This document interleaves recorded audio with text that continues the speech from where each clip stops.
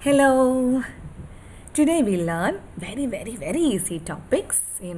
Like what is fragment, what is parallelism, or how to what is meant by completeness of sentence. All right, and what is subject verb agreement. All these topics are really important for your exam. So please pay kind attention to whatever I say. Okay, my dear. So we'll move on. Thank you. Yeah, now we are moving on to section 5.7, completeness of sentence. What is a sentence? You all know.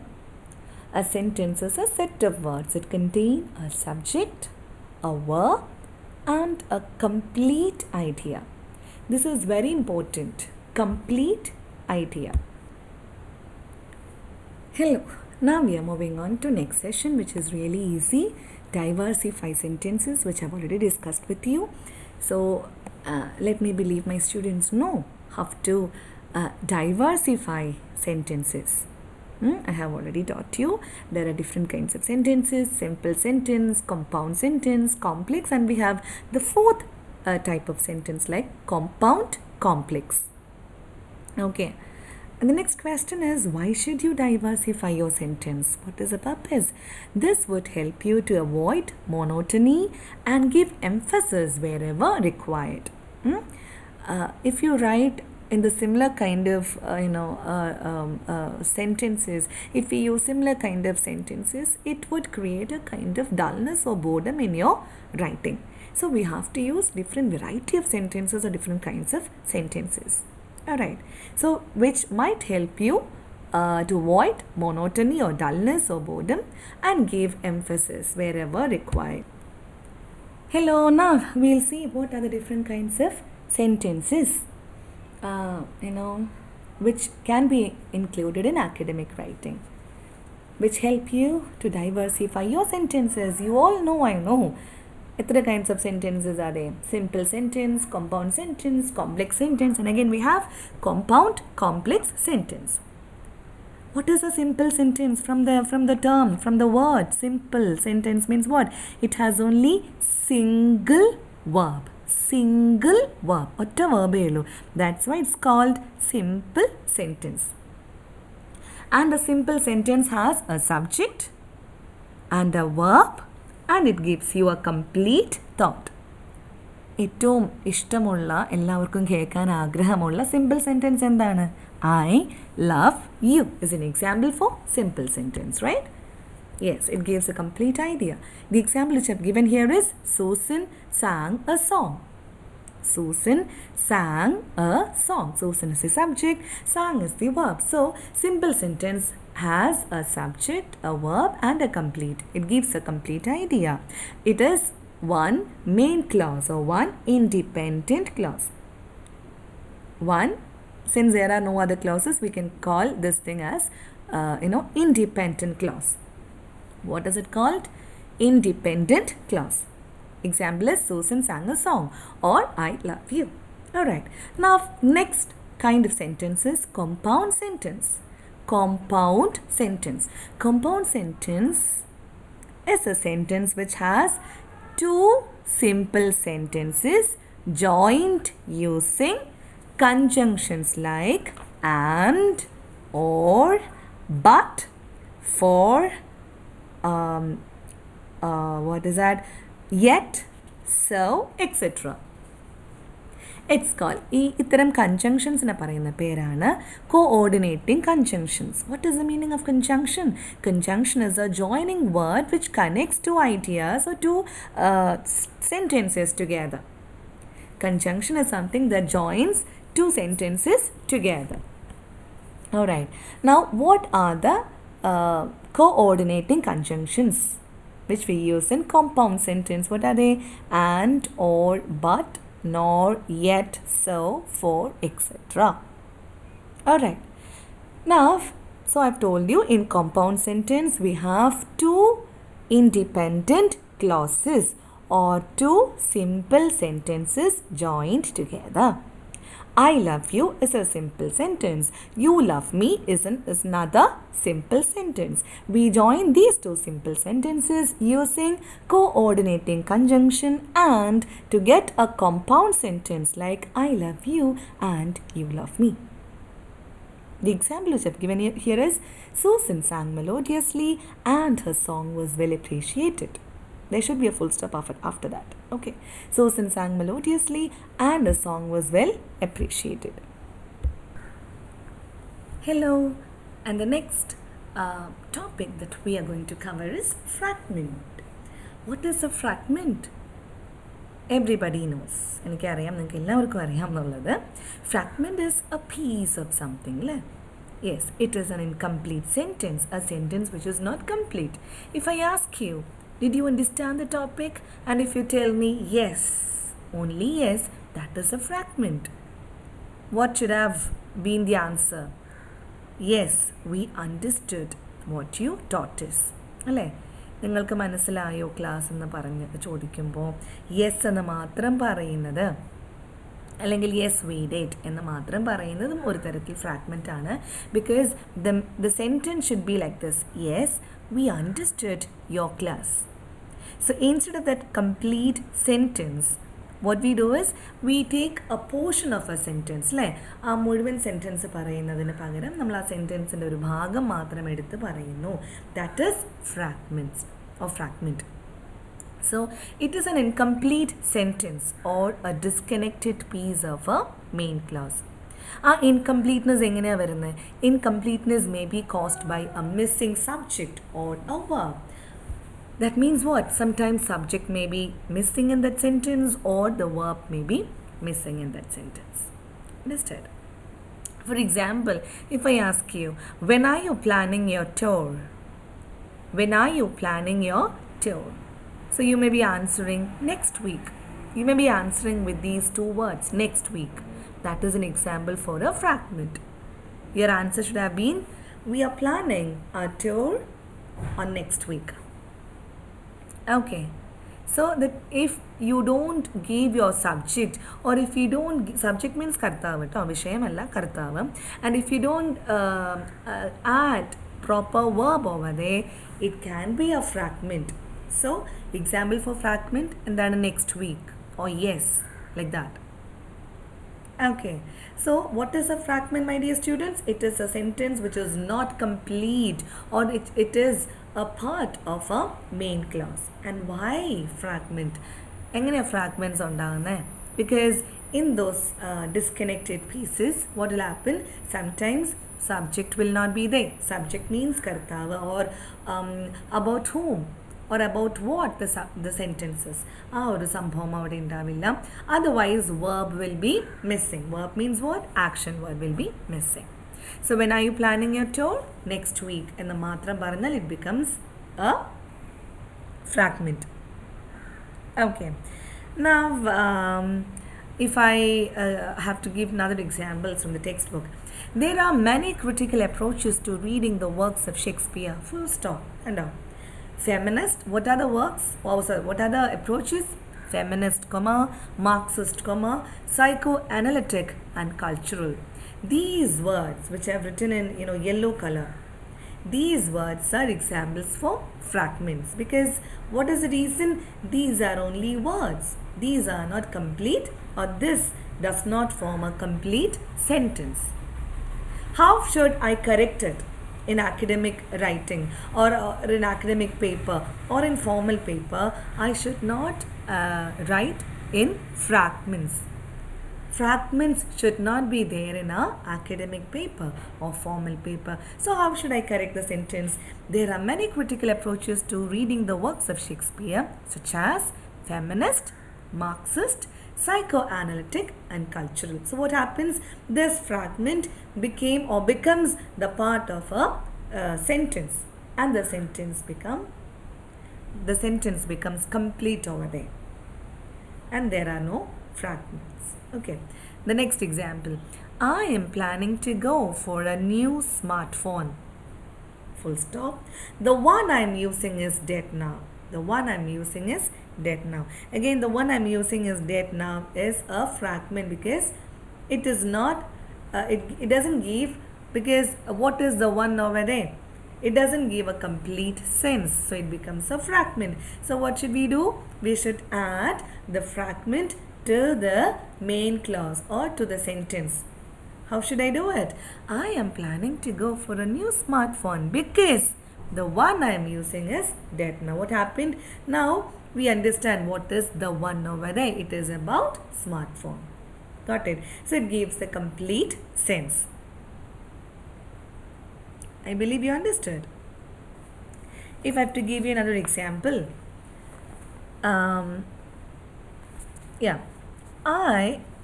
the captain had started walking to the pavilion by the time the umpire declared him not out, leaving his team to the mercy of the ferocious bowlers of the opposing team. Okay, so again the first sentence ends with, declared him not out. It's like full stop over there. And the next, fragment is like this: leaving his team to the mercy of the ferocious bowlers of the opposing team. That is a fragment because it doesn't have a subject or a particular or a certain verb over there. So what should I do? I should revise it. എന്താ ചെയ്യുന്നത്?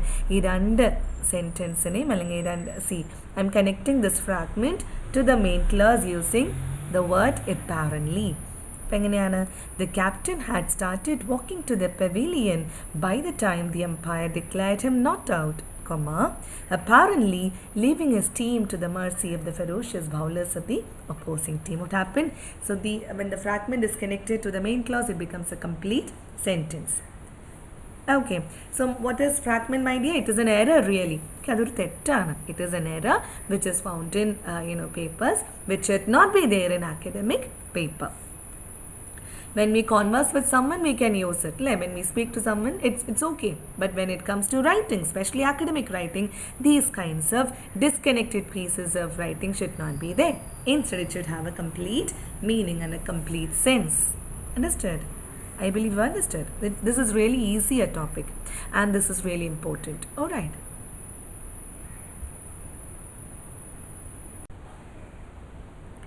And the next unit on the next section is 5.10. It's subject verb agreement. It's from the title. It's easy for you to understand. What is it? What is the topic about? Subject verb agreement means what? That is, the subject and the verb in a sentence should agree in number. That is, the singular subject takes a singular verb and the plural subject takes a plural verb. അതായത് subject singular ആവുമ്പോൾ we have to use singular verb, and if the subject is plural, we have to have plural verb. Okay, that is the basic agreement between the subject and verb. This has been covered in A01 paper, so I don't think I have to elaborate much on this topic, but still I would tell you something about the confusing subjects. Okay, this is like this. Singular subjects like either, Rani. See, these are examples for singular subjects. Okay, like either Rani or Raja, or neither the parents nor the son. One of my friends, it's a singular subject because it is referring to one person, right? One of my friends, one of my teachers is, one of my friends is so and so, and one of my friends lives in Thrissur. That means he has so many friends, but one among his friends, will be living in Thrissur. Sam as well as his friends. See, so when it comes to certain, subjects that get combined using the terms as well as, or with, along with, together with, in addition to, but, besides, except, rather than, accompanied by.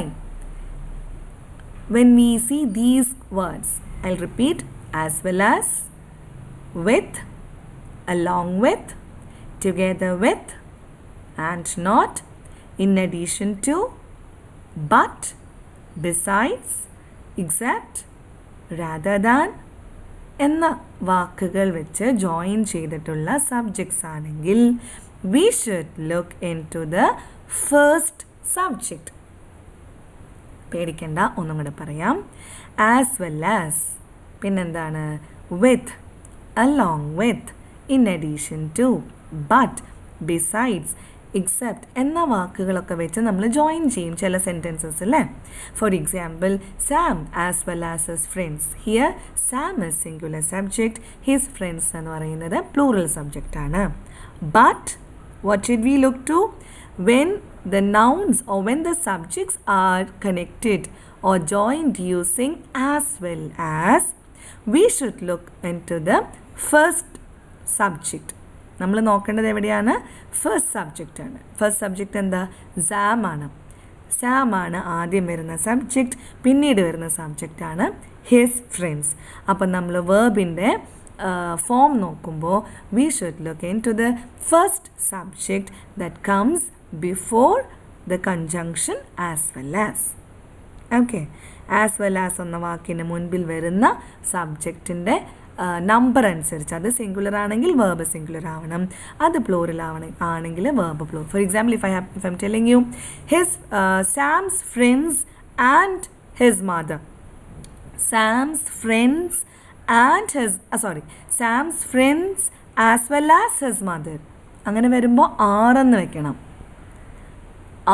വെക്കണം, അല്ലെങ്കിൽ plural verb, what ever plural verb is, കേട്ടോ. ഏതെങ്കിലും plural verb വെക്കണം. I believe you understood. So when two nouns or when two subjects are joined using the words as well as, with, and then along with, together with, in addition to, but, besides, rather than, accompanied by എന്ന വാക്കുകളൊക്കെ വെച്ച് join ചെയ്യുന്ന nouns ആണെങ്കിൽ we should look into the word or the noun that comes before these conjunctions. മനസ്സിലായെന്ന് വിചാരിക്കുന്നു കേട്ടോ. Okay. And everybody, each, every, many a child, something, everybody, committee, പിന്നെ collective nouns. നിങ്ങൾക്ക് എല്ലാവർക്കും അറിയാം കളക്റ്റീവ് നൗൺ അല്ലേ. കളക്റ്റീവ് നൗൺസ് വരുമ്പോൾ like jury, committee, police, all these are examples for collective nouns അല്ലേ. So when we use collective nouns we have faculty. Okay, so when we use collective nouns we should use singular verb. Okay, so these are some of the examples for singular subjects with which you have to use singular verb. And when it comes to other kinds of conjunctions like neither nor, either or, etc., you should look into the second subject, the subject that comes after, like either Rani or his friends or her friends, like either Rani or her friends, or neither the parent nor the sons എന്നാണെങ്കിൽ, that means after nor, if you are having plural subject, the verb should be plural. Got it? I believe you understood. മക്കളെ, either or, neither nor എന്ന വാക്കുകൾ വെച്ച് join ചെയ്യുന്ന സെൻറ്റൻസുകളാണെങ്കിൽ you should look into the second subject. For example, kando, neither Ali nor his colleagues. Neither Ali is a singular subject, but after nor what comes? Plural subject. So the verb should be plural. When it comes to neither nor or either or. I believe you understood. അല്ലേ? രണ്ട് തരത്തിലുള്ള കാര്യങ്ങൾ miss പറഞ്ഞ് ചില conjunctions use ചെയ്യുമ്പോൾ example miss ഒരുപാട് പ്രാവശ്യം പറഞ്ഞു. യു ക്യാൻ റിപ്പീറ്റ് ചെയ്തിട്ട് കേൾക്കാം. So when certain conjunctions are used, you should look into the first subject. When conjunctions is a joining word. When joining words like either or, neither nor എന്ന വാക്കുകൾ വെച്ച് join ചെയ്യുന്ന nouns ആണെങ്കിൽ, subjects ആണെങ്കിൽ, you should look into the second subject that follows nor or.